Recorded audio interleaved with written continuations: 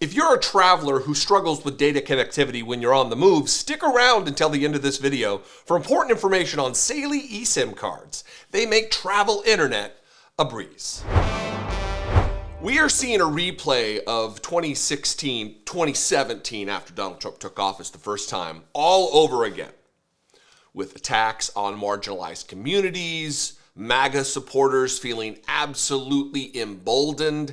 It's taken another evolution this time, though. It's more aggressive, and I contend, my theory would be that after Donald Trump is inaugurated, that it's just going to be off the charts. Once his roundup squads and his internment camps begin, and the mass deportations that have been promised are on the docket, it's going to embolden Trump supporters. And I would, for one, tell you to be careful in your life, in your communities.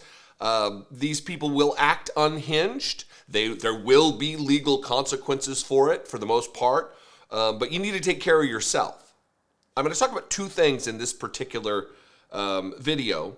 One is a man who attacked a journalist saying, "This is Trump's America now," which is problematic in and of itself, because this isn't any more Trump's America than it is your America. It's not the president's country. It's our country. They've completely lost the plot here about the first few words of our Constitution in the preamble, that we, the people of the United States, in order to form a more perfect union. We, the people. Not we the people in service to the President of the United States, a public servant. A little bit of a rant. And then the other thing is a letter that just circulated in Lincoln County, Oregon, from a group of white supremacists. It's kind of anonymous, nobody knows who it is, that is telling people to sit in their church parking lots and write down license plate numbers of brown people that they suspect are illegal immigrants. Scary stuff. Here's a headline from The Independent on the first story. Man accused of attacking TV reporter and yelling, "This is Trump's America now." Patrick Egan then tackled the reporter, then put him in a headlock and began to strangle him, according to an affidavit. This is what we're up against, folks. People who are so beholden to the cult of Donald Trump that this is his America. It's not Patrick Egan's America. No. It's Donald Trump's America. That's how little loyalty they have for this country. A Colorado man is facing possible bias-motivated charges for allegedly attacking a television news reporter after demanding to know whether he was a citizen, saying, "This is Trump's America now," according to court documents. Patrick Thomas Egan, once again, Patrick Thomas Egan, 39, was arrested December 18th in Grand Junction, Colorado. What in the hell is in the water in Grand Junction, Colorado? This is the same town that the Five Guys employees were attacked, accosted by some maniac with a Trump assassination shirt on, telling them that we're colonizers and they need to get out, or whatever the nonsense was. A man who worked at like a clinic in a healer role for a hospital clinic. Disgusting. What is going on in Grand Junction, Colorado? After police say he followed KJCT reporter Jaron Alex's vehicle for around 40 miles from the Delta area. Alex told police that he believed he had been followed and attacked because he is a Pacific Islander. After arriving in Grand Junction, Egan, who was driving a taxi, pulled up next to Alex at a stoplight and, according to an arrest affidavit, said something to the effect of, "Are you even a U.S. citizen? This is Trump's America now. I am a Marine, and I took an oath to protect this country from people like you." Well, Patrick Thomas Egan, I am also a Marine. I also took an oath to this Constitution. I also know, I actually know the contents of the Constitution, the concepts of the Constitution. And I can find in here nowhere where you took an oath to accost anyone, citizen or not, and tell them that this is Trump's America. Maybe you should reread the document to which you swore a solemn vow. Coward and traitor. And now in custody. Alex, who had been out reporting, then drove back to the news station in the city. After he got out of his vehicle, Egan chased Alex as he ran toward the station's door and demanded to see his identification. According to the document laying out police's evidence in the case, Egan then tackled Alex, put him in a headlock, and began to strangle him, the affidavit said. This is what passes for patriotism in Trump's America. Trump's America. This is his country now. This is a person, listen, we jettisoned the monarchy over 200 years ago. 250 something. It's been centuries since we extricated ourselves from the scourge of monarchy in Great Britain. And this guy wants to reinitiate that, to be a subject of the crown that is Donald Trump, an elected official. There is no monarchy in this country.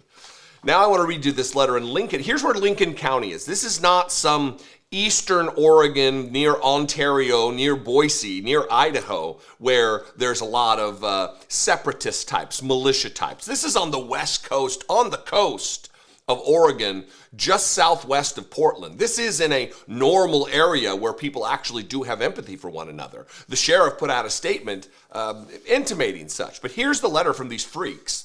The Brown Roundup, Part 1. Starting the last part of January of 2025, this nation will commence the largest roundup of brown illegals in our history. How can you help? Start identifying those folks you suspect are here in our country on an illegal basis. Church, sit in your church's parking lot and write down the license plate numbers of the brown folks. This is extremely important if you attend a Catholic church. Many brown folks are Catholics. Shopping. Again, if you see a bunch of brown folks getting in a car, write down the plate number. Schools, as you wait. Anyway, your neighborhood. They're giving, this is Nazi shit. This is informing on your neighbors. And at the end, we'll just put this up while I'm reading. You can pause and read through the letter. I'm not going to give them this much time. But in the end, they tie this to some kind of an economic metric to make the lives of white people better in this country. They say, as you know, at no point during the home purchase process is a potential home buyer required to show citizenship status. So when the brown folks are rounded up, their properties will be confiscated just like the properties belonging to the Japanese in California were during World War II. So within a short term, there will be a whole lot of homes on the market for us white folks to purchase. And with the inventory so high, the prices will be very low and affordable. I will, while I'm talking about this statement, I'm not going to read from it. I'll put this on screen. This is a statement that was on Facebook from the Lincoln County Sheriff's Office pushing back against this narrative and for the fact that Oregon law forbids the collection of immigration status and other demographic information. This is a scary time, and it's going to get worse. I hate being the guy who well, hopefully I'm not known for saying it's going to get worse before it gets better, but it's going to get worse before it gets better. Donald Trump has emboldened a new class of dullard who believe this is his America and not ours, and not even their own. It's Trump's America. I invite you to this conversation. What are your ideas here? You can comment below. You can also call, leave me a voicemail, 714-576-4054. Of course, you can email me, as always, daily@dollemore.com. I'd love to hear from you. Follow me on social media. I am at Dollemore.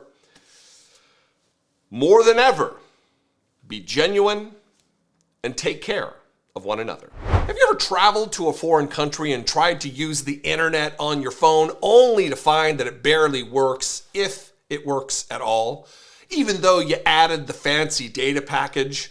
Or have you ever returned home from a trip abroad to a cell phone bill the size of an encyclopedia encyclopedias are still a thing, right?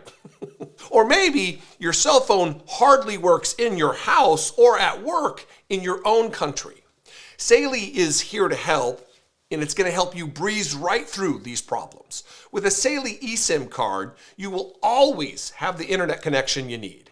Choose from several affordable plans which allow you to connect in 180 countries across the world and avoid crazy roaming fees. Score an exclusive 15% off on Saley eSIM data plans. Simply download the Saley app and use code Dollemore at checkout. Or just scan the QR code on the screen right now to get started today. As many of you know, this last summer I spent a couple of weeks abroad, and finding a place where my phone would work was a constant struggle. Had I only known that eSIM cards were an option. With Saley, you can avoid waiting in that airport line for a local SIM card, and you no longer have to wander around looking for public Wi-Fi all the time. It's super easy to get Saley set up. Why not do it before you travel?